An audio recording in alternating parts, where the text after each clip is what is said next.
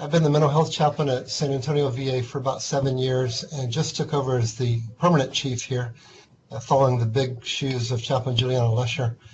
And this morning of all days, IT has switched me offices. That's why I lost my capability for computers at the last minute. So we're going to go through a lot of slides, and some of them are just for you for examples to keep. And if you have any questions, jump in there at any time. That's fine. Next slide. What's that?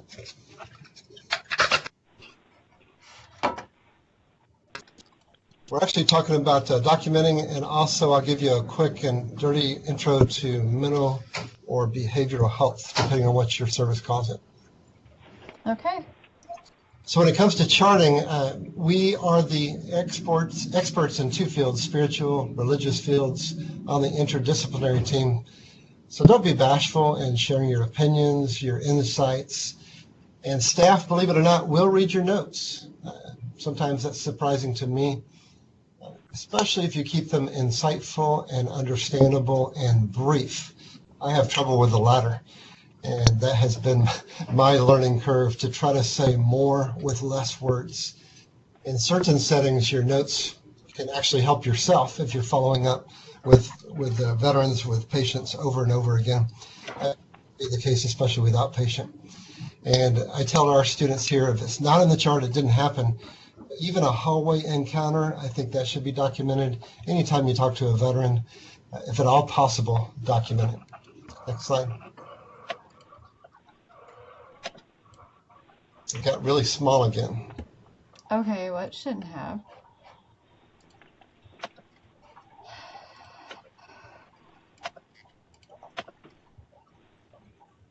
Oh, somebody else started sharing. Hold on.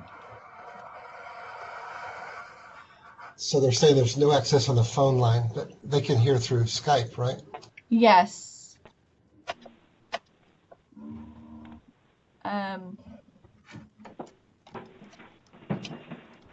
Hold on just a second. I don't know how you're going to get home. I don't know how you're going to get home. Where's Dallas at? I don't know. She has to be. All right. As a group after this. You guys can mute your mics if you're not asking a question. That would be helpful. I don't know where to meet. Let's carry Haynes. Okay. All right, there. Can you see that now? All right, well, I'll look for her, then maybe I'll wait for her. Yes, we're back in business. Please mute your mic if you're not asking a question. So as chaplains, we capture our workload with something called event capture. It's the business side. That's how your chief measures productivity and how they can ask for more chaplains. So event capture is very important, although it's a pain sometimes.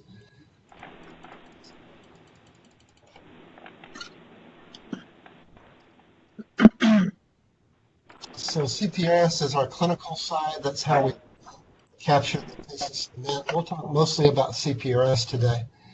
we're at Dallas, to Perry Point. So if you guys talking in the background can mute your mics, Dallas or whoever that is. 2:30 show. But I don't want to leave you down here without you away. I guess I'll just talk over the chaplain who's talking.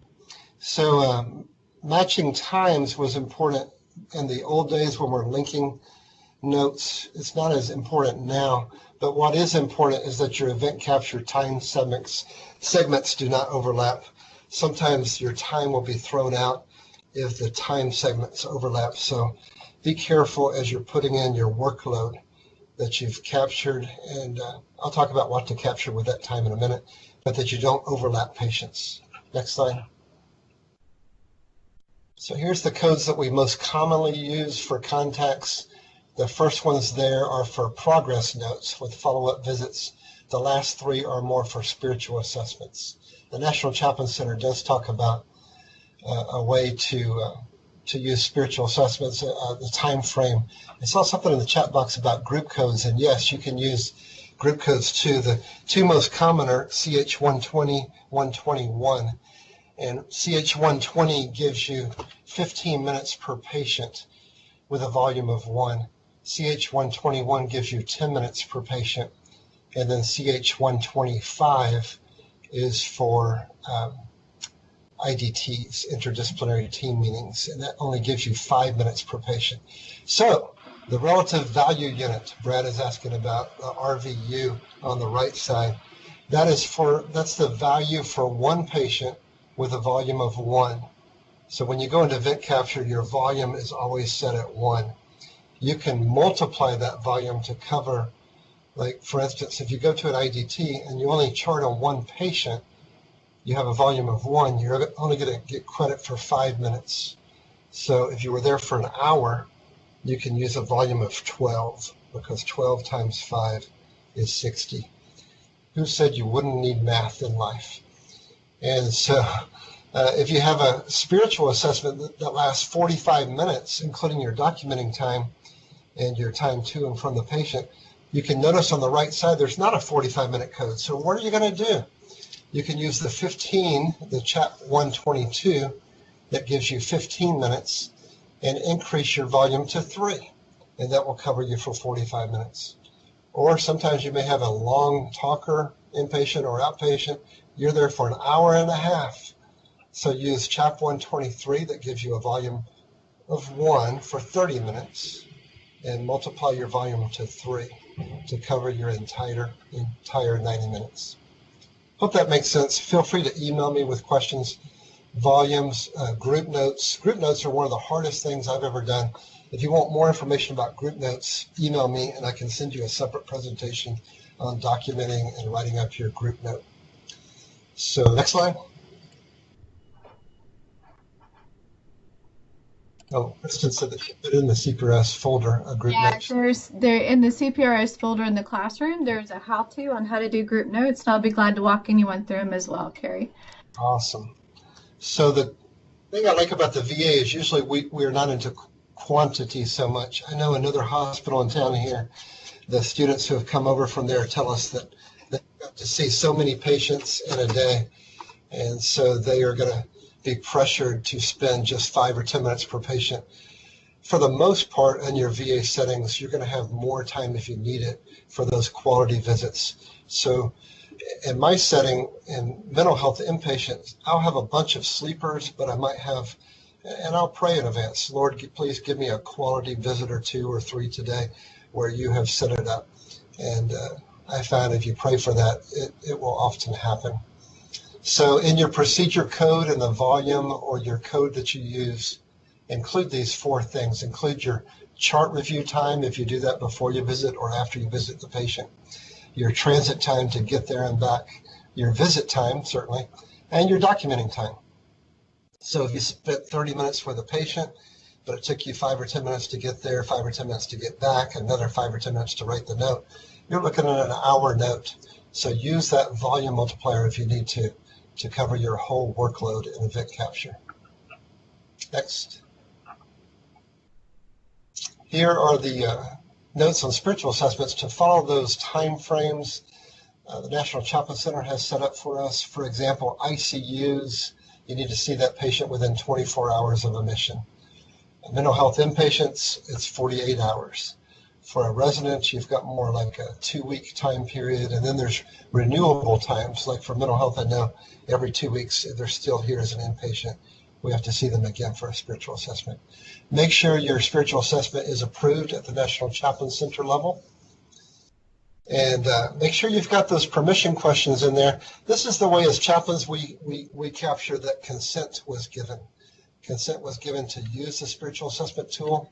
Not that I'm going to tell the patient that, hey, I'm going to do a spiritual assessment. I've got a tool to measure you in all these different areas.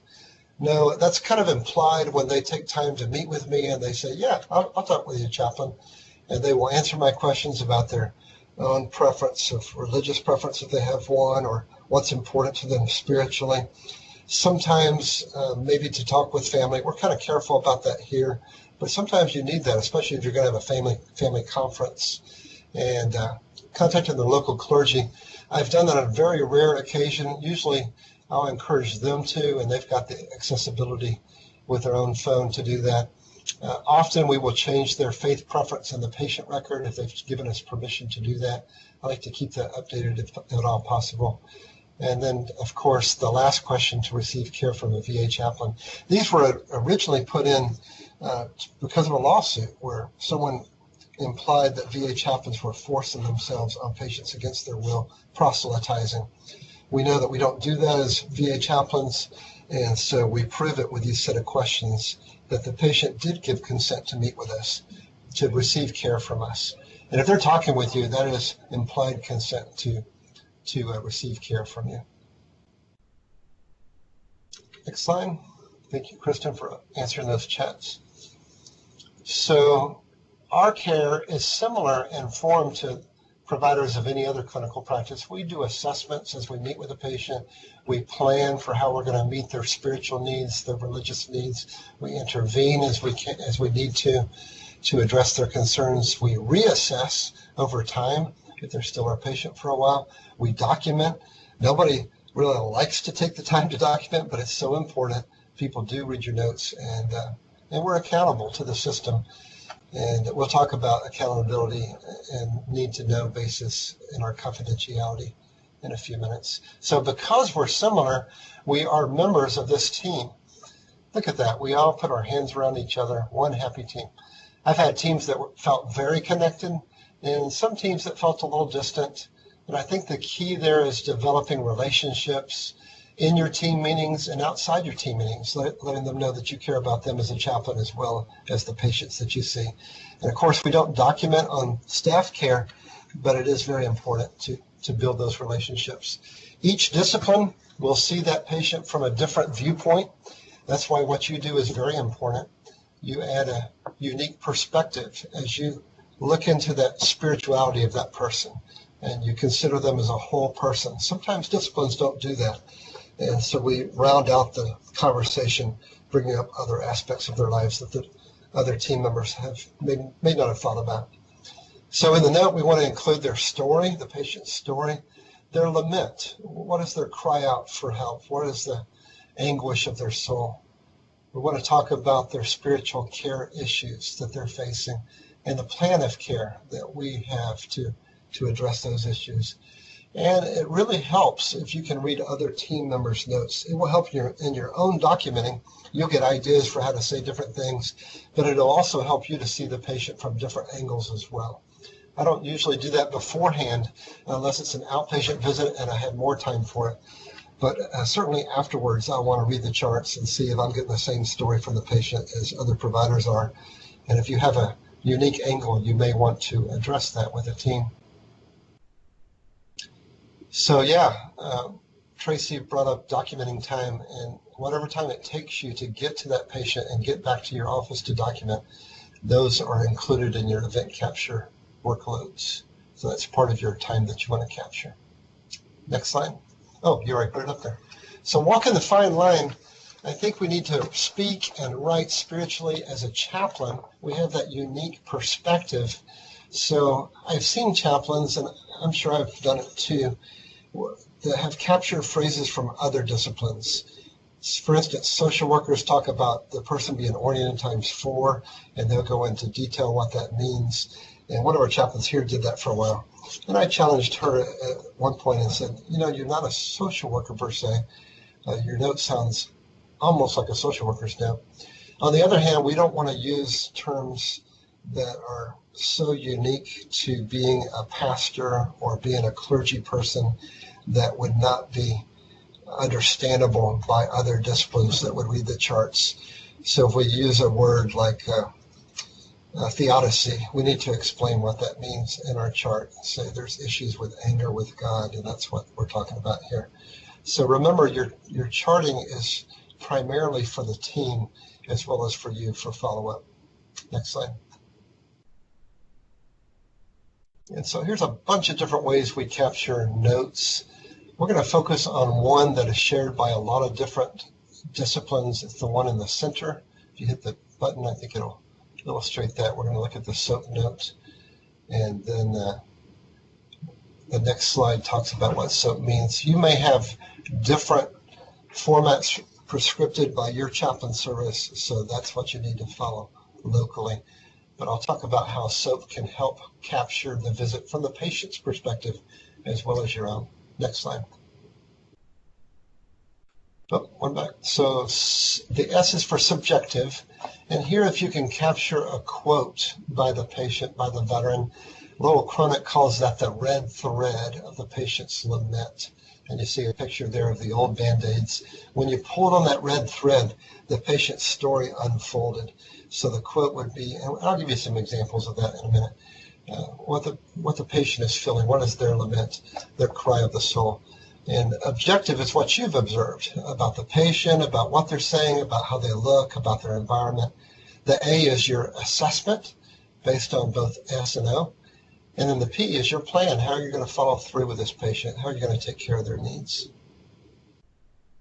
Yeah, Tom Cox, we probably did serve together. I was at Fort Lewis from 04 to 06 and 09 to 2012, active duty. So here's an example. Briefly identify the patient's lament in quotes. I just can't stop drinking. I'm hopeless. You capture this sense of hopelessness in their statement even before they say it. The O captures what you've noticed. Their eyes are downcast. They're teary-eyed. There's a low voice, a hand tremor. Certainly you can capture what you perceive to be emotions under O. You can say they seemed very depressed. They seemed happy. They seemed overjoyed. I like that word seemed because it shows, and try to show the evidence for that under O if you can. They seemed overjoyed because their mood was bright and they were smiling, they were grinning. The A is set the frame in one or two sentences. The first A here is veteran admitted to chemical dependency unit following a 3-day inpatient psychiatric admission for detox. So you're just telling what's going on with the patient. The second A, you're using more pastoral, non-clinical words. They seem afraid. They seem lonely, full of despair, hopeless, alienated, angry. It might be not that many, but this is just an example. In your P, a lot of people try to give the numerical listing here under your P. I provided pastoral care. Notice you don't have to say I. The first person is assumed in documenting, and you'll see that if you read other clinicians' notes. Provided pastoral care by listening to the veteran's story. Offered prayer. If you offer prayer, I would say certainly make sure you note that it is at the veteran's request or that they gave you permission, that you're not forcing prayer upon them. We wouldn't do that, but just make it clear in the notes that you've given that with consent. We'll check on the veteran tomorrow. I don't even chart silent prayer. I know some people do, but I don't do it because we have some crazy folks out there that want to make the case that chaplains are forcing religion on people. So unless I've had a documented history that this person is a Christian or whatever, I'm not going to chart silent prayer, even though I might do it. And then if you put that you're going to do something in the future, please follow through. I've called chaplains on that before. Hey, you said you're going to follow through, and there's nothing in the chart to show that you tried to visit them the next day, like you said you were. So be careful making promises in the notes. Here's a suggested peer review checklist. We'll get to confidentiality in a minute, Daniel. Good question, so hang on to that question. So did I chart the note within 24 hours? That's our standard here, and I think at most places you want to get that note in quickly, same day if at all possible. Did I use spell check? Oh, please use spell check. I draft my notes in Word, and so I use the Word spell check. But even if you don't there, use the spell check in CPRS. It's embarrassing when you read people's notes, not just chaplains, but other providers, they're full of typos. It just does not look professional. Did you use a format that your VA prescribes, if not SOAP? Did you capture the red thread? What's really going on with the patient? Does your note have a beginning, a middle, and an end in telling a story? And is your pastoral care plan appropriate for the anguish that you see in the patient's life? Got a few more things on the next slide. SMART goals. If you're going to suggest goals to the patient, are they specific, measurable, achievable, relevant, timely, as you're working together with them to take a step forward? And do you use understandable pastoral care words? And if they're not understandable, make sure that you explain them. And then will you brief and concise? That's my growing edge. Next slide. Yeah, I like as schedule allows. That's a good hedge factor.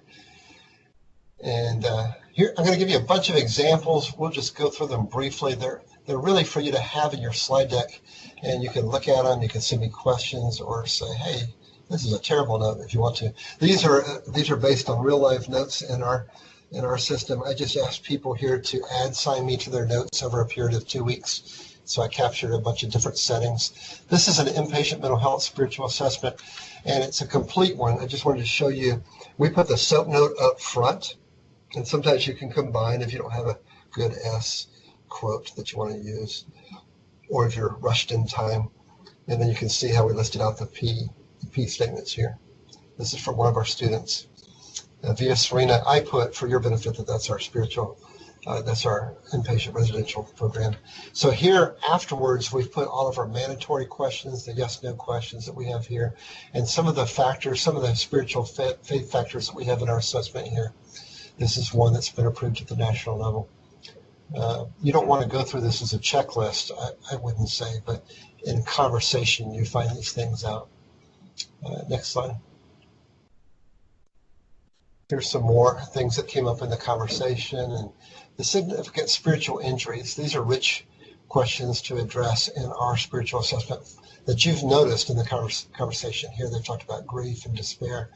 And then what are you going to do? It's pastoral intervention, and then the care plan. And PRN is our favorite answer, but sometimes you can list other things. And then notice this, as a student, you've got to have this last line in, that you've got a note in there that says that you have somebody overwatching you. Here's a callback note that one of our second-year fellows put in. And I listed it. It was an ICU setting, and I listed it because it's kind of a rich note where the patient feels like he's dying. The spouse disagrees and says the healthcare team disagrees.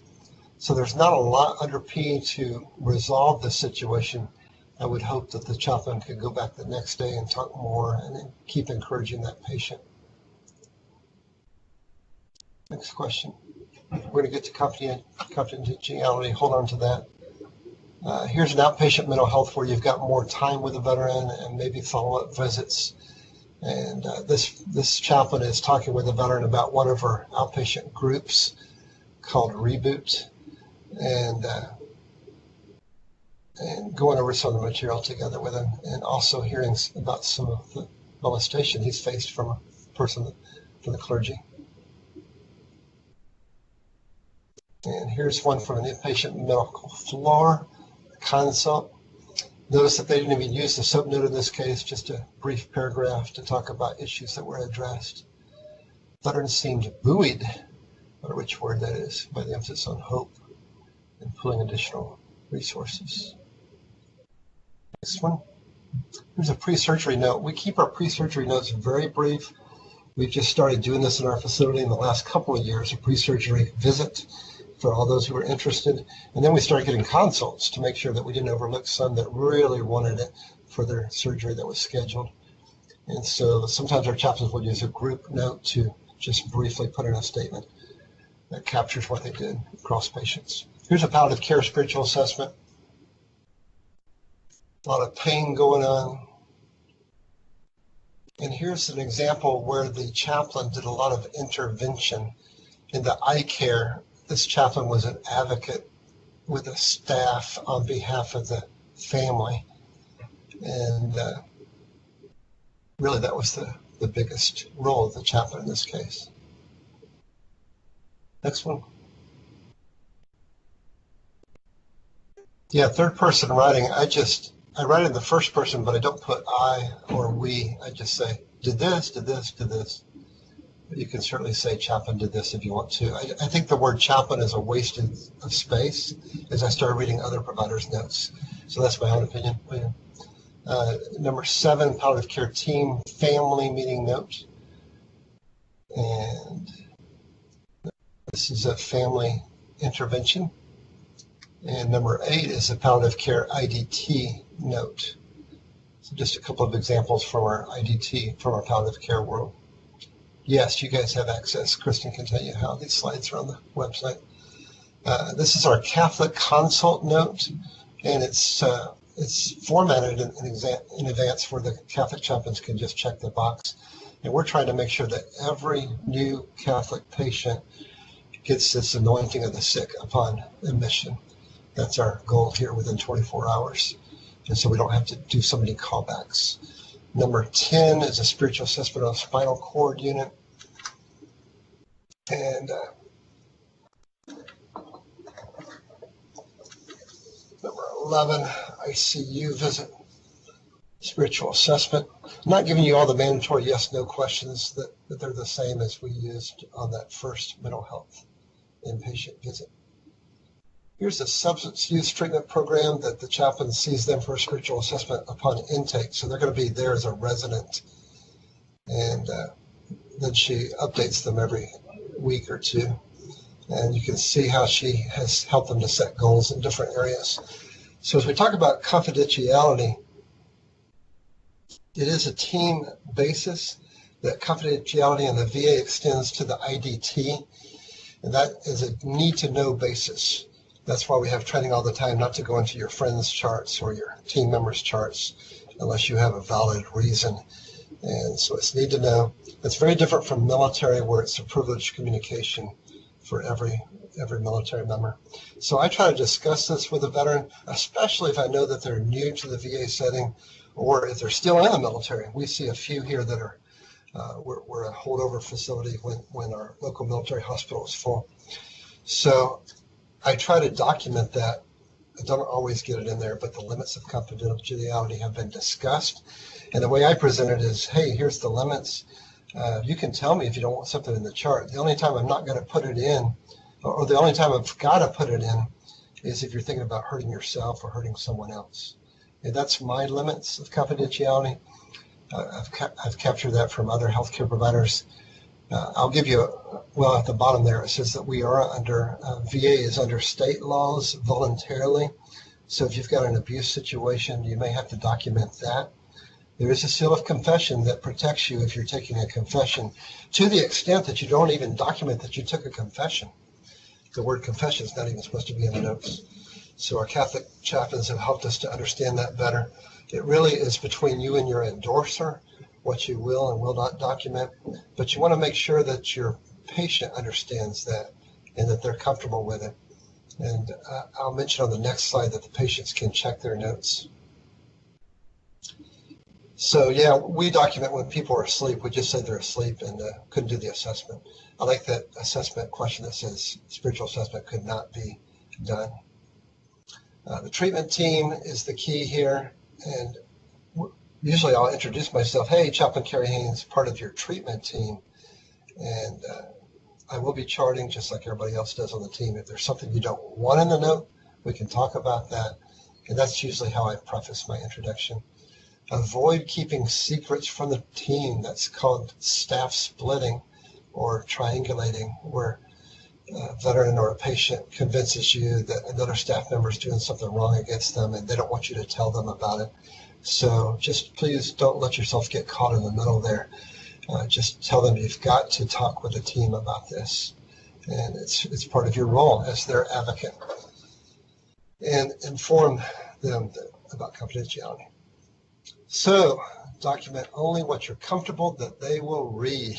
I did have a veteran recently get very upset with me, and I didn't even know it until later when she was in an outpatient group. And she was upset that I had documented that she was complaining. Her lament was that she couldn't get pain meds because of the opioid crisis. And I thought that was a valid comment that her team needed to know about. And so I put it in the note. Well, she didn't want that public. And so later I found out about it in a note in a group that she was very upset. And I apologized to her. And I said, if I had known, that was a big stickler, I would not have put that in the note. And I can go back and hide the note now if you want me to. And she said, yes, please. So I did hide it. And we've developed an outpatient individual relationship afterwards because she was so impressed that I took ownership of upsetting her. And so I've learned over time that it's easier than ever through My Healthy Vet and other avenues for patients to read their notes. So also your notes can be read in a court of law. Be careful about what you put in there. How do you hide a note? You go back to your CPRS gurus in your local station. And in our case, we have to put an addendum on the note saying, please hide this note. And then we email our local HIMSS people, HIMS, CPRS HIMSS people, and we ask them to hide the note. We have to give them the patient's name and the date of the note and the title of the note and why the note's going to be hidden. It might be because you put it on the wrong patient, God forbid. That happens sometimes. And just tell them that. Never fight battles in your progress notes. I had sometimes you're upset with one of the providers. Go to them offline and deal with it in a more professional way, and encourage your providers to do that with you. I had a provider put in a note one time that the chaplain would not see a patient because he wasn't a Christian. And I said, did you know that that's a fireable offense for a chaplain if that was true? And so I just told them basically, please talk to me first before you put that in the note. That is not true. You are the expert on spiritual issues. You're the advocate for the patient. And so go to that team if you need to. Go to that provider and work on it offline. Yeah, event capture. Yes, you can use event capture when the patient is sleeping because you took time to go see that person. Next slide.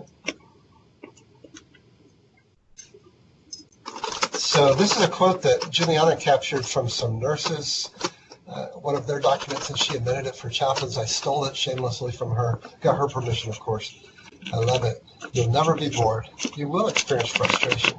You will be surrounded by challenges. So many people who need care. You'll step into people's lives and you will make a difference. Some will bless you, some will curse you. You'll see people at their worst and at their best. You'll never cease to be amazed at people's capacity for love, courage, and endurance. You'll cry a lot, you'll laugh a lot. You'll know what it is to be human and to be humane. If you were the patient in the bed, how would you wish to be treated? If you were the patient in the bed, what would you want written in your chart? If you were the patient in the bed, how would you capture your story in a chart note? Don't ever lose sight of the sacredness of your service, your bedside care, and your clinical documentation, which tells the patient's story. So this concludes the first part of the briefing on documenting. I'm going to go a little bit into mental health chaplaincy, behavioral health chaplaincy, whatever you call it. And please feel free to email me any questions or phone call. My email and phone call info is on the slides. Next slide. So inpatient versus outpatient, acute care. Inpatient, they're here because it's an emergency. Their lives have been overwhelmed, either mentally or physically or socially or all of the above. Often they're in lockdown units. They either love that setting or they hate it. They feel very safe there or they don't want to be there at all. And opportune moments, I think, when they're in acute crisis, it's a great moment for you to step in and to care for them at a very personal level. In the outpatient setting, you've got more chronic, long-term spiritual pain, and it's ripe to develop those relationships with them. Yeah, use that ZZ Chaplain. That's a great way to do. And then the outpatient is where all healthcare is moving. Low chronic reminds us of that periodically, not just in the VA, but certainly in the VA and the outside world. Outpatient care is a lot cheaper, and so look for ways that you can get involved in that. Next slide. So here's some different settings you may find yourself in on mental health, behavioral health settings. It might be an inpatient lockdown unit. We have one here for women, one for men. And it might be a residential substance use treatment program. We've got one of those here. It might be a domiciliary program for the homeless. We've got one of those here. Residential PTSD program. For our closest one is about 2 hours away at the Temple VA. Residential MST programs. Sometimes they have specialized ones, like Dallas has one of those. Outpatient office visits. I've started doing that over time and found a lot of great reward in those. And then I have outpatient psychosocial programs where you've got small groups, and sometimes you'll develop outpatient individual visits out of those. We have 2 outpatient programs here for psychosocial, one that's acute care for 2 weeks. We call it a day hospital. 2 weeks, they have programming all day long. I've got a couple of chaplain groups a week in there. And because they have to be there, I keep those very light on the spirituality. Subjects like hope and love and respect in your relationships, how to have peace, how to work on forgiveness. And then we have another outpatient setting, which is more chronic, serious mental illnesses. These are illnesses that will be for life in most cases, like schizoaffective disorder, schizophrenia, bipolar disorder. And so there we can delve a little bit more heavily into talking about God, talking about your higher power, and what's going on there. So consider your setting. That's what I believe in as a chaplain. Like in the military, you've got a prayer, or the VA, you've got a prayer at a command setting. Keep it pretty general, pretty neutral. If you have a more intense group that you can advertise in advance that it's Christian or Jewish or whatever, you can go whatever you want to there, depending on your setting.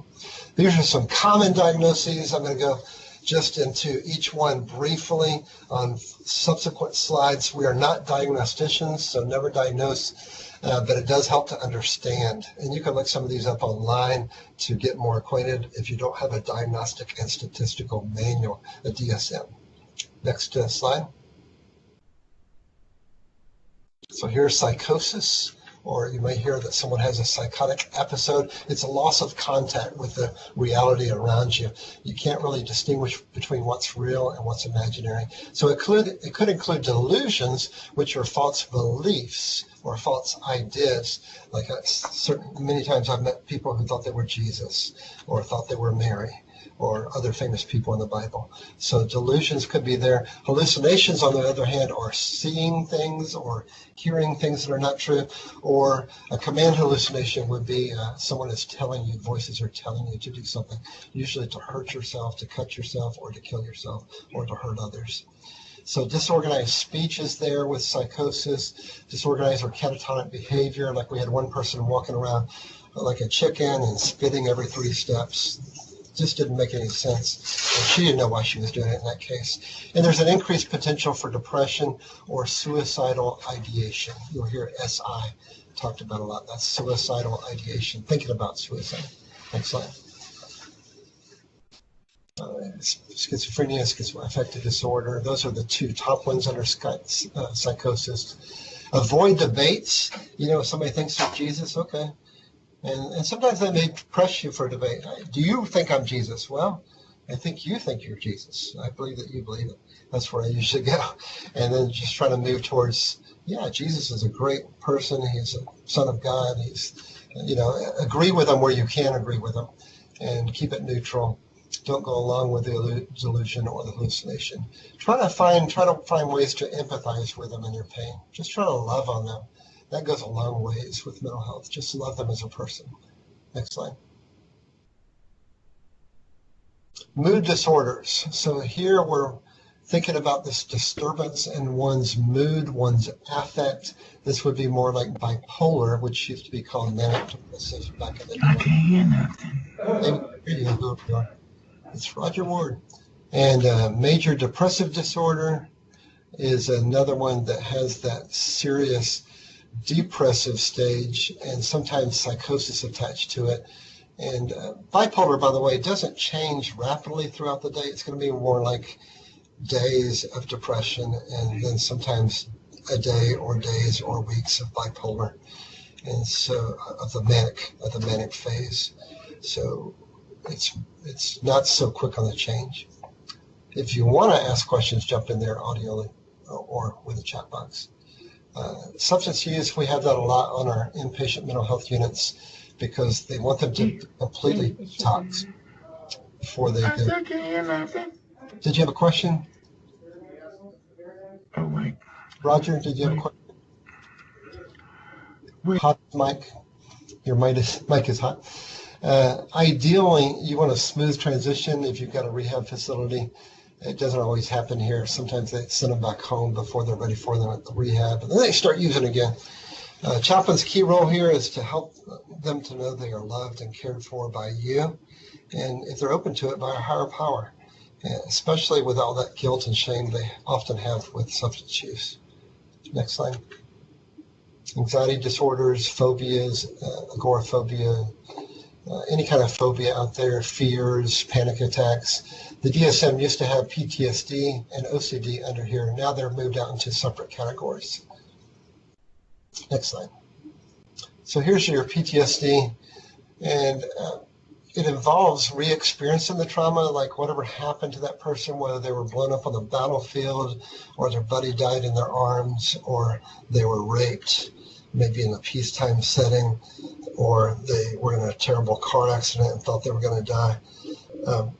All those settings could be ripe for trauma, and trauma is the T in PTSD. And so with PTSD, 1 out of 5 roughly will get it where it affects them. Everybody has post-traumatic stress after the traumatic event, but most people, 4 out of 5 are able to manage it in a way that it goes away within 6 months after the trauma. For some people, it sticks, and that's where PTSD comes in. So they're re-experiencing the trauma. They wake up in the middle of the night, or they're not wake, but they think that they're in the middle of the trauma again.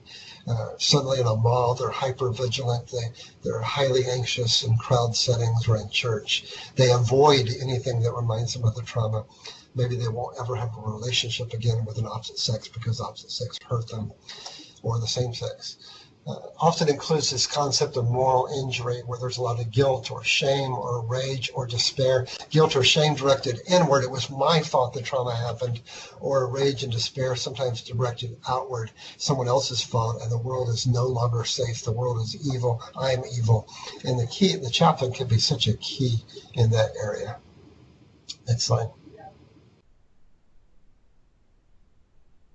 Yeah, we do have a terminology thing, a lexicon for chaplains posted on the site too, on Kristen's site here. Other things you'll run into, personality disorders. The biggest is the borderline personality disorder. Seems like a lot of veterans and women tend to get that more than men for some reason, but it's hard for them to have stable relationships sometimes with that. And there is a great therapy for it, but it's an intensive 1-year-long therapy, dialectical behavior therapy. Just love on them as much as you can. Make sure they're not triangulating you with other staff. Sometimes personality disorders will do that. The other one I see a lot is the one where narcissistic, where they're just full of themselves. And it's hard for me to deal with that, but just try to love them unconditionally. Sexual dysfunctions versus gender dysphoria. So gender dysphoria would be whether they're not comfortable with the gender that they have, the sexual dysfunction, other things going on in their life. And then the suicidal, homicidal ideations, not really a diagnosis, but it's going to be present in other diagnoses sometimes. And then the multiple diagnoses is what the team will call comorbid. Next one. Inpatient residential safety issues. Please make sure that you are an ally of all the nursing staff, that they know when you're on the floor, that you've got 360 awareness, that if you wear a necktie, that is a potential choking hazard. So be careful unless it's a clip-on. And if you've got a lanyard, make sure it's a breakaway lanyard. Meet with patients one-on-one in the common areas as much as possible. I do a bedroom visit every now and then for a man at least, but I keep the door open and at a distance even there. And if you need more privacy, it's the staff that can get you into certain rooms where you can meet confidentially one-on-one, and make sure the staff know where you are. One time I forgot to tell the staff I got into trouble because they were looking for a patient. So, yep, next slide. Necklaces. Don't give out any rosary necklaces, please. We have these great rosary cards. If you don't know how to order them, let me know and I can get you in touch with where we order them from. They're kind of like wallet cards. They're awesome. Don't give out cellophane wrapped Bibles. Those are asphyxiation hazards. Anything stapled, we don't give out here. We take the staples out first. And if the person is offended, just say, this is a policy on our unit. It's not about you. It's about other people that may come into contact with what you have there and use it to self-harm, to scratch themselves or hurt themselves or other people. Hardback Bibles can be used as weapons, so be careful about that. Make sure the nurses are okay with that. Food or drinks, I used to bring down leftover donuts from chapel, and then I found out I was helping diabetics to self-harm. So check in with the nurses before you give out any food or drinks. Patient pins, we use special pins that are collapsible here that cannot be used for stabbing. And then guard against that staff splitting. Seems to happen a lot on mental health inpatient units. If you're in doubt about anything, just ask the nurse. They will appreciate your concern. Next slide. Yeah, you can use your fingers. There we go, for a rosary built in. So my personal philosophy, these people are here for a reason, even though they may look well on the outside. And sometimes you'll wonder, why are they here? But just know that they're here for a reason. The police brought them in for a reason. Their family brought them in. They self-committed for a reason. And love them and reflect the divine love that the divine has for them, just like any other patient who's here in the hospital system. These mental health patients need that same love and respect. And most of the time, if I treat them with dignity and respect and treat them with a source of agency that they can make decisions as much as possible, like whether they want to you or not, that's one of the few decisions that they can make on the mental health inpatient unit. So treat them with respect, and most of the time they will treat you with respect back. And if they don't take it personally. I've had them yell and curse at me and call me all kinds of names. And it doesn't happen very often, but sometimes it does. And the nurses say, hey, don't worry about it. Next slide. So here's a tool that we've used here for our mental health intakes across nursing and all mental health inpatient and outpatient settings. And so I've highlighted in orange the 3 areas that we're looking for there. Before this time, we only had approved the bottom question. Is there anything else you want your chaplain to know about you, blah, blah, blah. So this tool was developed by 3 different VAs. They're listed at the bottom there, and we got it approved at the national level. So if you want to, you can talk to your system folks. We got it approved by our highest level leaders, our Associate Chief of Staff for Mental Health, and got it put in the system. So it's actually there in CPRS, and it generates consults to the chaplain if they answer yes on any of these 3 areas and they say they do want to talk to a chaplain about it. The reason why I like this is because before this, people didn't really know what a chaplain could do for them. This gives them some clues, and the answers in parentheses are just there to kind of help the nursing staff or others doing the intakes, psychologists, to better understand what it means by spiritual stress or loss and grief or guilt, shame, and forgiveness. Next slide. So I want to talk about a minute about MHICS, Mental Health Integration for Chaplain Services. There's the website for it. You can go to that. Next slide. This is a center in the VA that funds this program. It's administered by VHA, Veterans Health Administration, Mental Health, and chaplains. It's got psychiatrists, psychologists, and chaplains on the team. And it really is set up to better equip chaplains. MHICS is also set up to better equip mental health providers to understand chaplains. But since you guys are not mental health providers, I'm not going to talk much about that. You can go to the website and see what they do for that with different CEU programs, continuing ed programs, to understand chaplaincy better and what you can offer. So the 4th cohort is going right now. I was in the 1st cohort while they were trying to figure out what they're doing. I survived it. I think I'm a better chaplain for it. There's 43 chaplains from across DOD and VA in the current program. Next slide. This is some of what they aim to do for chaplains, to help you to identify the signs and symptoms of mental health, and especially those that are prevalent among your veteran population, and then to judicially use evidence-based psychological practices. So we're borrowing from the mental health community here, but we're making them uniquely our own. And I'll give you some examples of that in a minute, and some of their principles that they use, how to use those as a chaplain. And I think we already switched. Can you go back for a minute to that last slide? And foster resilience, human flourishing. So how can they do well even if the trauma doesn't get better in their life, even if their illness doesn't get better? And how can you help prevent mental health problems in the future for them as you work with them as a chaplain? And you can refer both ways. That's what that 3rd point talks about, through consults and other ways in your system. Next slide.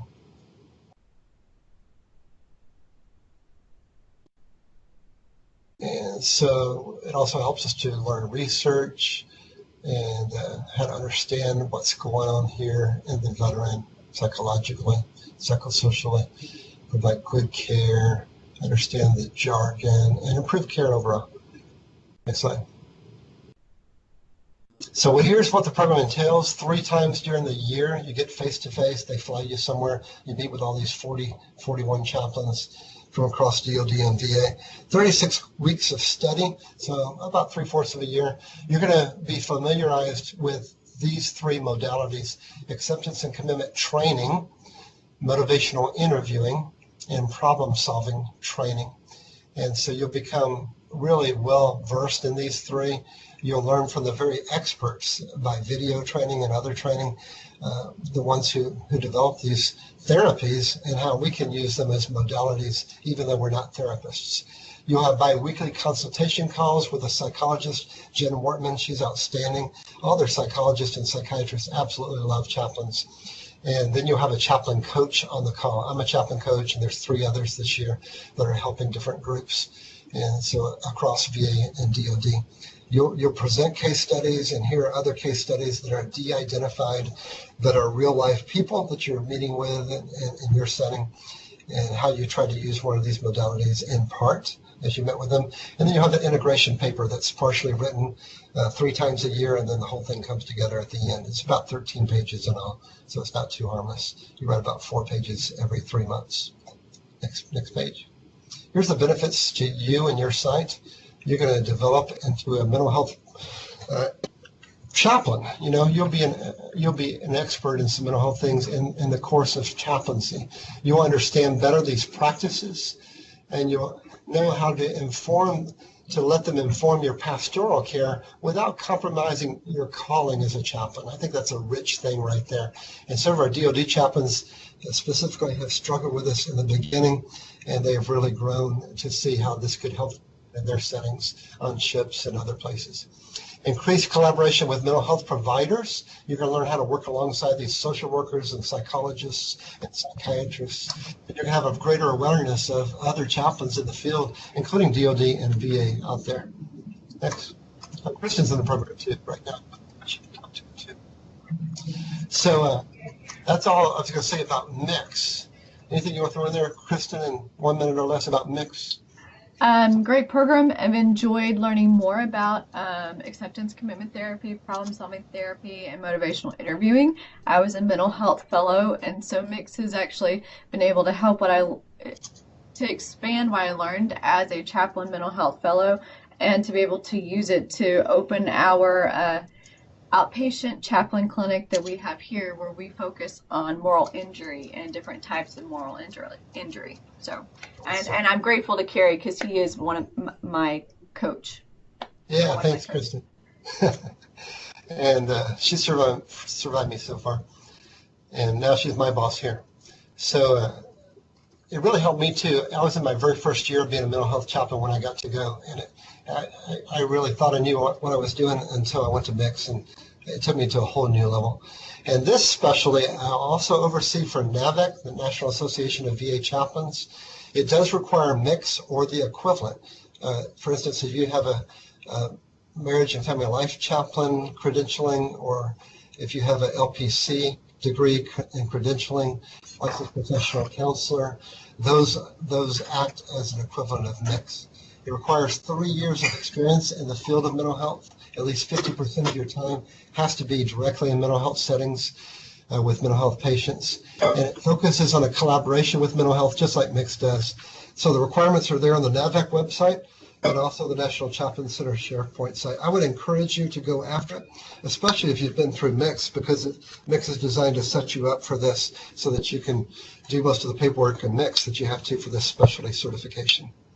The other one I wanted to tell you about, that Kristen mentioned, moral injury, which is something I care about deeply too. So the next slide talks about a NAVEC moral injury specialty certification. Maybe you could be the very first person to have this. I haven't put it in for it yet. I've been too busy, but I actually developed it with a couple other NAVEC board members, and we've developed the specialty certification just to really help the chief chaplains across the field. We're saying we need something to help chaplains to understand, here's how you can become an expert or whatever you would call an expert in your setting in moral injury as a chaplain. And so we try to think like a chaplain and giving you resources that you might turn to. And again, we want you to collaborate with mental health providers at your site and get them involved too. And so the requirements are posted at the same place. 4 minutes for other questions. Anybody? Carrie, just so you'll know, and for all of our classroom participants, every one of the specialty certifications from NAVEC are in the classroom in the credentialing folder. It says NAVEC specialty certification, and it's listed, so they can go to the credentialing folder in our classroom and have access to all of the requirements for the specialty certifications.